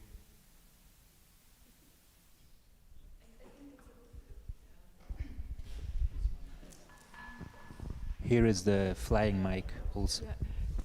I think It's here. one main aspect that was addressed on different ends is kind of that it's an open process, and like that there's the in-between that matters really strongly, and the research part I think has still is goal-orientated and comes to a result, and so there's still the opus moderandi is still like very different in the way of approach. So I think on both ends there is a need for adjustments. So I think like the 4 years will show. But like, so my main point is it's kind of the not goal-orientated process, and that's kind of something that if you are in a research project, like you have to write a report where you very detailed give account of that, what happened. Yeah. But maybe it's also a way as an experiment then to rethink also the research system. Because I think it's all like very divided individual research projects, and I think it's on the one hand very problematic. So I think it's also a way to rethink how research in the future could become more collective rather than individual. And maybe this is a first test or a first tryout to see if that's possible. Because also there, if I go back to your question, Vedran, it's not always easy if you're in a board with the different research groups to discuss this idea of let's try to maybe go a little bit away from the individual research projects. I mean, it can still exist, but what if we somehow also do collective research projects? It's not an easy discussion for the moment, but maybe in the future it becomes something that happens all the time. I don't know. But at the moment you have the present or the privilege basically to float above the established structures, either for education and for research. So it's a great playground. It's a no man's land for 4 years that we will be exploring and exploiting, and we'll see about that. We will learn a lot by doing this, technically, in administration-wise, artistically, pedagogically, and so on. So that's the whole point. It's an experiment. No, but I still think that the best, what fascinates me the most, and what I think as well that somehow is the guarantee or what can really strengthen the program in the future, it's mainly this, which is people taking care and thinking that somehow is important and is necessary that this program is there. That somehow, speaking today about what will happen in 4 years, probably it's very speculative, because somehow also the program might want to keep a kind of organic nature, and that somehow what will be the aim of the program in 4 years might also be different to what it is right now. But I think that still this perception of the necessity of the program or this feeling of taking care of it, it's something that somehow it's super precious. So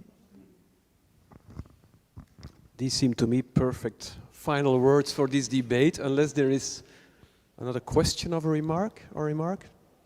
Not really? Yeah, sure.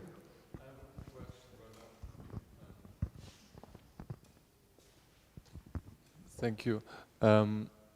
Since you all the speakers kind of represent, I feel, very different ways of approaching, right, and artistic education, but and also since there were keywords like power and bureaucracy, I would like to first of all ask you what is your stand on selection process?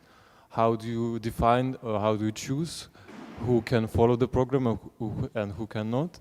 And then also my another question would be, do you see any alternative ways of finding people or choosing people to join your programs?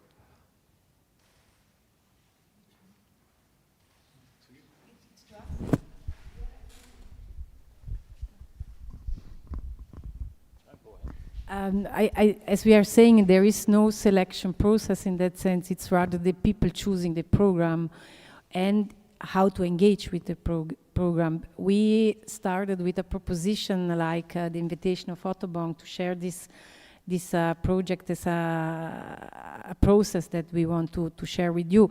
Maybe the next choice is coming from the students by themselves, that is, they want to invite someone or another project because they're interested. I think it's, in that sense, we are not selecting.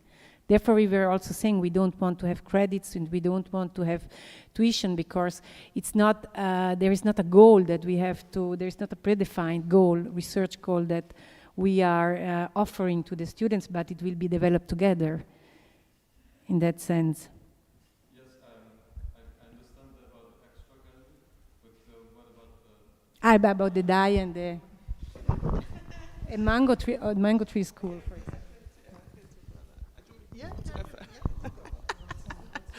So with under the mango tree, I guess there's two types of selection in a way. So there's the selection of the artists that run the schools who are invited to lead part of it, and there's also the artists that participate in the gathering itself. And I guess the first selection is very much based on the invitation. So something I didn't mention, but the offer of the invitation for where Under the Mango Tree takes place is the first moment that we think of making a gathering in that place. So the invitation is important. I mean, sometimes I suggest like, oh, maybe you could invite, but you know, of course, but the invitation has to be there. And then from the network of actually that artist and those schools, often and also in relation to, I guess, the kinds of ideas, we make a kind of invitation to many people, actually, in relation, I guess, to what we're wanting to explore. And then in terms of the Under the Mango Tree itself, it's totally open, so anyone can join. And one thing I really loved, actually, for the Under the Mango Tree we did in Sankey-Nikitan was the registration process. Because the registration process was a process of us and if I will show you images if you want to see afterwards on my laptop. But basically, they had, for several days before we arrived, they had been preparing a big sort of circular area and that was the area that we were to gather. And it has this kind of reddened, leveled earth. And there was this process of doing Alpana drawings around the shadows of each of us. So everyone who came, who said they wanted to participate in this gathering, there was this really beautiful, quite performative act in some ways of drawing around the shadow of the person that was standing next to you or somebody in the circle as a way of committing to being there together, but also as a way of registering ourselves in that place. And the reason I recognize that now, I guess, as a kind of significant moment was also that, you know, we were in the beginning just really a collection of individuals. So even though you are standing together, you are not really together. That there is work to be done to really call yourself a gathering. So in that registration of bodies, I recognized very much that some of these sometimes very small acts of even just standing in or coming, maybe knocking on a door, those small acts are, you know, is where we use our agency, you know, it's where we're registering ourselves and acting on the need to be part of or to be with. So, yeah. Yeah, I'm jealous. As said, the DAI is part of educational fabric of the Netherlands, not Belgium, but the Netherlands. There are many similarities, some differences. And although we have learned so much and collaborated so often with spaces of education in other domains of art life, and most often actually we collaborate with spaces that are not education. We are education embedded in a formal framework, so we need to ask tuition fees, and we're forced to ask very unequal tuition fees. We charge European students.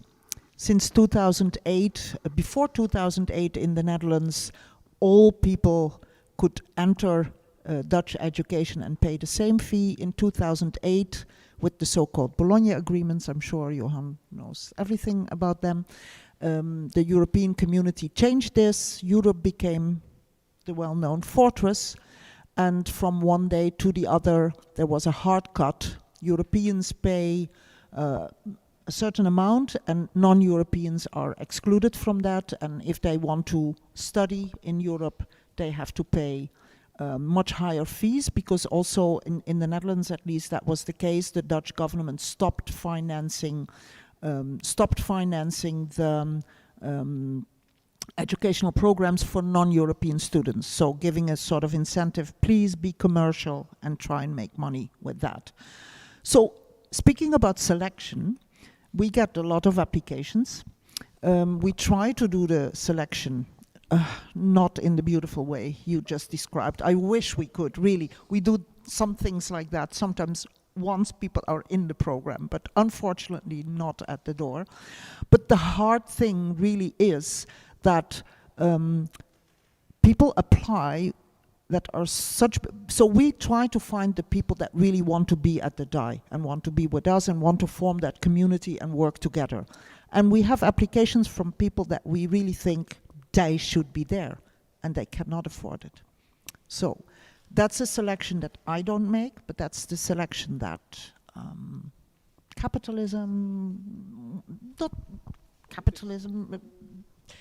it's been made, and I would say that makes the whole process of selection cynical and difficult.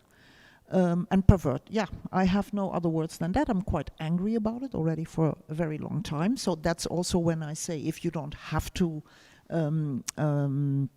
ask for tuition fees. What we see a lot in alternative programs, but also we see that alternative programs have sometimes a really hard time to find funding in other ways. I mean, you can have beautiful models of sharing, but I know that often programs also have and even some of our friends, you know, that are in our program, if I see how they struggle to get their funding right. So this educational system is something that works, but it works for privileged people that we are. So. That's also, just really briefly, but I think that's also why artists who've had maybe the opportunity of going through art school start their own, you know, as a way of trying to mitigate that thing of not being able to access that kind of tuition or space of collaboration or thinking because of the fact that, you know, it is a kind of, you know, a financial, I mean, business model. In my case, I mean, I will not speak so much about the art academy right now, but more about like the work in Kunstfestival des Arts and Free School. Because there somehow there was it's a lot in conversation with the artists about each program of the free school to whom is accessible and how to do it. But I also, what I listen as well in your question, which is that every form of selection is a form of exclusion, which I agree, but I also at the same time defend on the other side in saying, okay, how can we be attentive to it? Because it's always like this in everything that we do. Also how to put then attention about, okay, program cannot be for everybody at the same time, or sometimes yes, but some projects also demand to work with a kind of group of 20 people or maximum 25 people.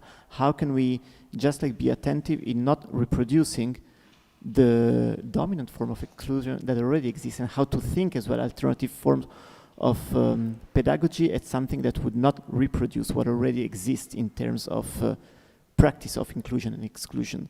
But I also defend very much that somehow, if I was making example before about projects that were open only for students in car mechanics, so you could apply only if you were a student in car mechanic. And this, you can also read it, and we were also addressed and attacked on the fact that this was a form of exclusion. But I also defend it, that somehow the important element for me was not if it's open for everybody, but it's more how can you address the question in a way that would be meaningful for a project and also politically relevant in what would be the role of this project in a kind of landscape that is also based on exclusion.